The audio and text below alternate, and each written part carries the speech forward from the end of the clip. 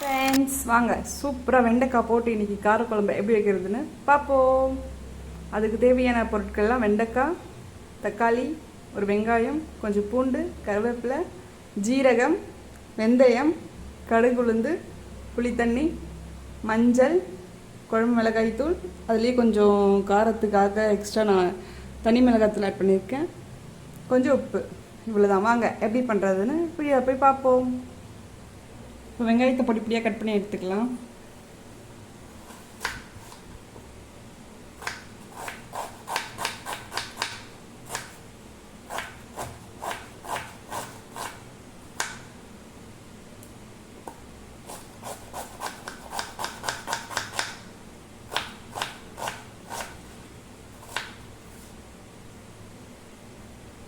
ஒரு தக்காளி கட் பண்ணி எடுத்துக்கலாம்.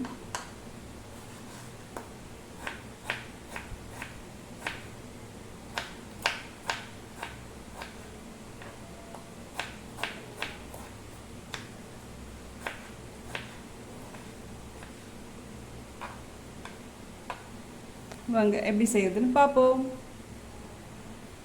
இப்போ கடாயை வச்சு கடாய் நல்லா காஞ்சிச்சு, கொஞ்சமாக எண்ணெய் ஆட் பண்ணிக்கலாம்.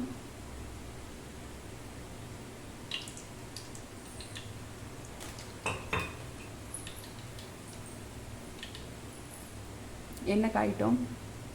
இப்போ எண்ணெய் நல்லா காஞ்சிச்சு, கடுகு சேர்த்துப்போம்.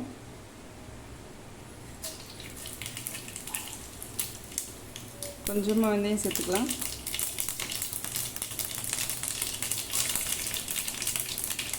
கொஞ்சம் ஜீரகம் ஆட் பண்ணிக்கலாம்.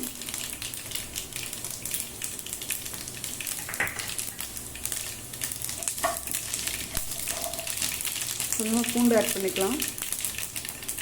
பூண்டு ஆட் பண்ணிக்கிறேன். கொஞ்சம் வெங்காயம் ஆட் பண்ணிக்கலாம்.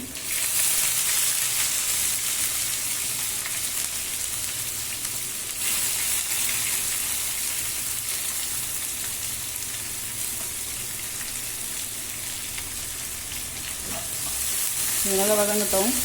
இதில் கொஞ்சமாக கருவேப்பிலை ஆட் பண்ணிக்கிறேன்.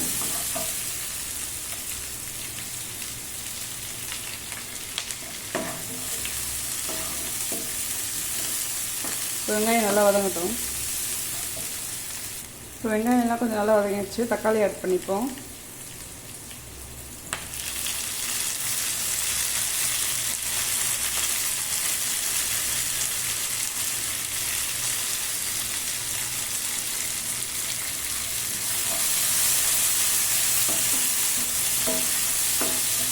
தக்காளி நல்லா வேகட்டும். தக்காளி வேகிற கேப்பில் நம்ம வெண்டைக்காய் வெட்டி எடுத்துக்கலாம். தக்காளி நல்லா வதங்கிட்டு இருக்கு, வெண்டைக்காய் வெட்டி எடுத்துக்கலாம். வெண்டைக்காய் வெட்டிட்டு பாருங்கள் அந்த சைடில் அதில் ஏதாவது பூச்சி இருக்கான்னு.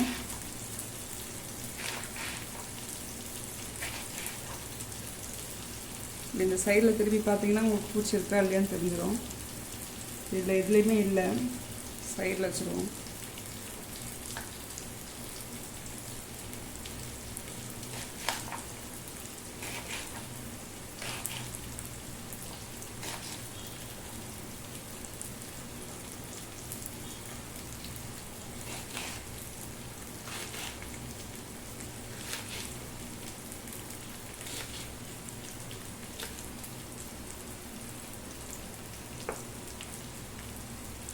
இப்போ தக்காளியெலாம் நல்லா வதங்கிடுச்சு. வெண்டைக்காய் ஆட் பண்ணிப்போம்.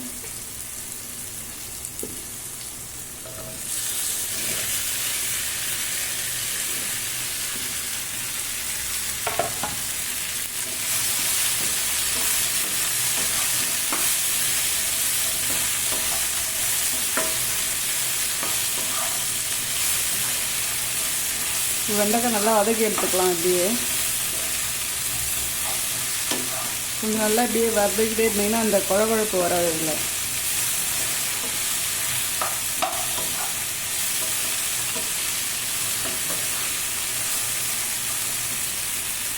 நல்லா வதங்கட்டும்.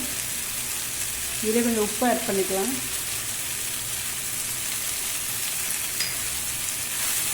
நல்லா அந்த குழகுழப்புலாம் போயிட்டு கொஞ்சம் நல்லா கிறிஸ்பியாக வந்துடும். அதுலேயே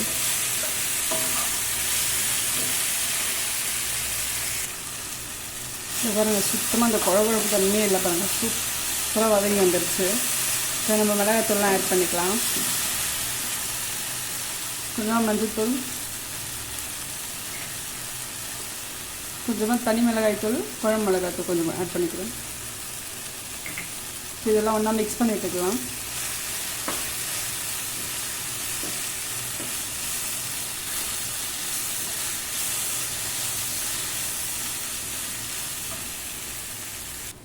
இப்போ நல்லா வதங்கி மிளகாவோட அந்த பச்சை வாசனைலாம் போயிடுச்சு. இப்போ தண்ணி ஆட் பண்ணிக்கலாம். உங்களுக்கு எவ்வளோ திக்காக வேணும்னா கொஞ்சமாக ஆட் பண்ணிக்கோங்க.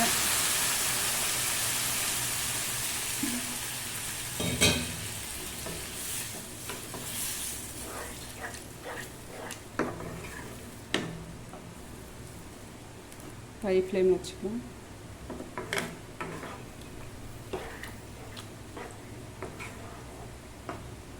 உப்பு காரம் பார்த்துக்கோங்க. இப்போ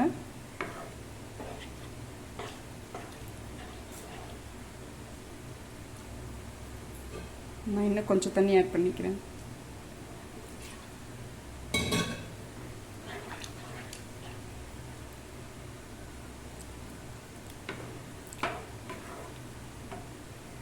இது நல்லா கொதிச்சு வரட்டும். கொதிக்க ஆரம்பிச்சிச்சு. இப்போ நம்ம புளி ஆட் பண்ணிக்கலாம். இதில் புளி தண்ணி ஆட் பண்ணிக்கலாம்.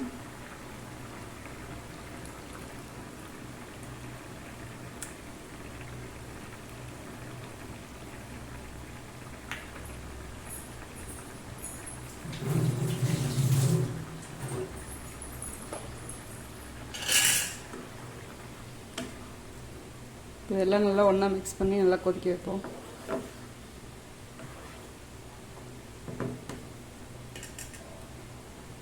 இப்போ குழம்பு நல்லா கொதிச்சிடுச்சு. இப்போ கொத்தமல்லி போட்டு இறக்கிடுவோம்.